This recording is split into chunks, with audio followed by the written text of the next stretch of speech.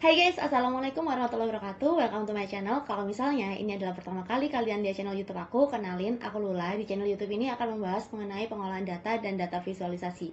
Jadi buat teman-teman yang tertarik dengan pengolahan data dan data visualization, bisa banget buat subscribe akun YouTube ini, karena setiap minggu aku akan share video tutorial terbaru aku yang membahas mengenai tips-tips pengolahan data dan tips-tips membuat data visualisasi. Video kali ini aku akan ngebahas gimana sih caranya kita mau meng-look up value, yang mana si value itu tuh terdiri dari dua kondisi, jadi kita nggak bisa pakai VLOOKUP. Nah, gimana sih caranya? Yuk langsung aja kita eksekusi. Tapi seperti biasa, sebelum kita eksekusi, jangan lupa buat subscribe akun YouTube ini biar kalian nggak ketinggalan konten-konten selanjutnya.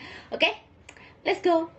Oke teman-teman, jadi di sini kita akan berkenalan dengan fungsi index dan match. Nah, kalau misalnya teman-teman belum tahu nih apa fungsi ini, jadi index ini berfungsi untuk mendapatkan data dari sebuah range atau array data sesuai dengan informasi kolom dan baris yang diberikan. Nah, kalau match ini berguna untuk mendapatkan posisi indeks atau posisi relatif data yang dicari pada range data pencarian. Misalnya nih, di sini kita punya contoh kasus, yaitu kita harus mengisi kolom persentase reward dan kelompok. Nah, persentase reward ini memiliki logic seperti ini teman-teman.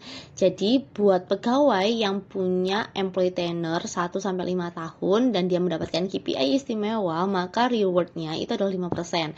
Kalau misalnya dia mendapatkan nilai KPI baik, maka rewardnya adalah 3%, dan kalau misalnya kurang, mendapatkan reward 2%. Begitu seterusnya sampai ke employee tenure di 21-30 tahun. Misalnya nih, di baris pertama dengan employee number 14-9, itu employee tenure-nya itu kan 16-20 tahun dan kategori KPI-nya adalah kurang. Kalau kita lihat di tabel referensi, itu dia rewardnya bernilai 2%. Nah, gimana sih caranya biar kita itu nggak ngisi satu-satu? Kita bisa pakai yang namanya fungsi index. Nah, indeks itu kalau kita lihat di sini ada array, row number, sama column number. Jadi di sini kita masuk ini array dari value reward yang kita harapkan itu nanti berapa gitu. Kita kunci, terus kita kasih titik koma, dan kita masukin function match yang dicari. Nah, di sini yang dicari kan pertama kalau row-nya itu berdasarkan employee tenure. Terus kita blok yang employee tenure-nya di sini di tabel referensi, kita kunci, terus 0 exact match. Terus habis itu buat logic yang kedua itu berdasarkan kategori KPI-nya. Di sini kita pilih ini, terus habis itu kita select lookup array-nya, kita kunci juga 0, enter. Nah, ini dia teman-teman. Sambil kita cek juga untuk pegawai 1-5 tahun dan dia istimewa, maka value rewardnya adalah 5%. Contoh kasus yang kedua, ini kita harus mengisi kelompok pegawai yang mana angka kelompok pegawai ini berdasarkan kategori KPI dan hasil asesmen dengan kondisi sebagai berikut. Misalnya nih kategorinya itu istimewa, hasil asesmennya disarankan, maka dia masuk kelompok 1.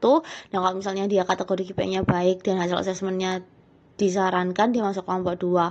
Sampai kalau misalnya kategori KPI-nya kurang dan hasil asesmennya tidak disarankan, dia masuk kelompok 6. Biasanya kan kita bisa pakai VLOOKUP ya, kalau misalnya kita punya satu kriteria atau satu kondisi gitu. Pertama kita ketikin dulu index, terus kita select array dari value atau output yang kita harapkan nanti, kita kunci FNF4. Terus habis itu kita masukin fungsi pencariannya yaitu match. Karena di sini kita mencari posisi pertama dari dua kondisi yaitu kategori KPI dan hasil asesmen, maka di sini kita ketikkan 1, terus titik koma. Lookup array-nya kan ada 2, kita pakai tanda kurung. Pertama kita select array yang kategori KPI, kita kunci sama dengan di kolom E2. Terus habis itu kita kasih tutup kurung. Terus karena ada 2 logic kita pakai bintang. Terus kita select ini FNF4 sama dengan kolom G2, kita tutup kurung 0, enter. Nah, ini dia teman-teman. Istimewa disarankan masuk kelompok 1, istimewa tidak disarankan masuk kelompok 4. Nah, gimana? Gampang banget kan belajar Excel sama aku? Semoga video ini bisa bermanfaat ya buat kita semua. Kalau misalnya teman-teman ngerasa video ini tuh sangat membantu pekerjaan teman-teman, boleh banget buat klik tombol like dan share ke teman atau kolega kalian di kantor. Nah, kalau misalnya ini adalah pertama kali kalian lihat channel YouTube aku, boleh banget untuk subscribe akun YouTube ini biar kalian nggak ketinggalan konten-konten selanjutnya. Oke, terima kasih banyak udah nonton video tutorial aku sampai selesai. Sampai jumpa di video-video selanjutnya. Bye. Assalamualaikum warahmatullahi wabarakatuh.